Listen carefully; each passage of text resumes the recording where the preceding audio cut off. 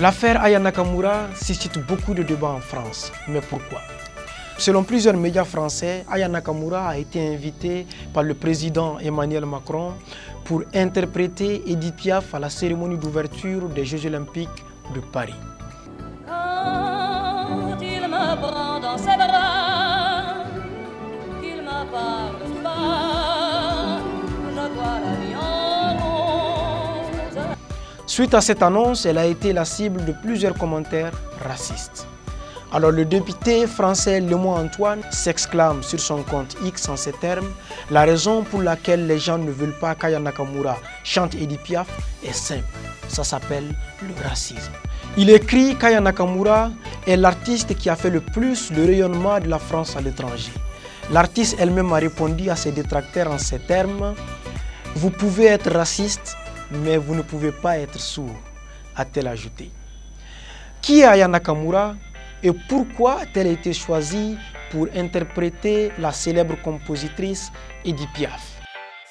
La ressemblance physique n'est pas frappante, n'est-ce pas?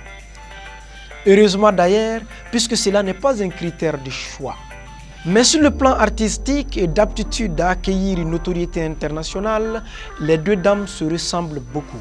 La franco-malienne semble être le plus proche équivalent de la compositrice française. Aya Nakamura, comme Edith Piaf, ne sont pas nés dans une famille nantie. Aya Nakamura, de son vrai nom Aya Danyogo, est née au Mali, à Lafiabougou tout près, et son titre Dja a fait un succès international, certifié d'ailleurs disque de diamant.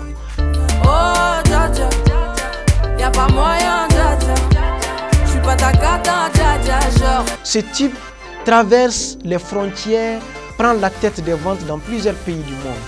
Un exploit qu'aucune autre artiste féminine française n'a pu réaliser depuis les années 1961, devinez avec qui?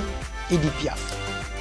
En effet, avec son titre « Je ne regrette rien », Edith Piaf aurait aussi fait vibrer le monde entier en 1961 pendant plus d'une année entière. Non, rien de rien.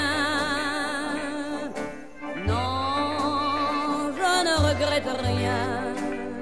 À ce jour, Aya Nakamura comptabilise 6 milliards d'écoutes en streaming, plus de 20 millions d'abonnés sur les réseaux sociaux. C'est l'artiste française la plus écoutée à l'étranger. 8 singles certifiés disques de diamant. Elle a également 2 albums platine et un album certifié disque de diamant. Depuis 6 ans, elle fait danser la planète et c'est sûr qu'elle va continuer à le faire. Elle est sans aucun doute la mieux placée pour incarner l'engagement, la réussite, le mélange d'histoire et de modernité que l'on voudrait incarner avec le lancement de la cérémonie des Jeux Olympiques de Paris.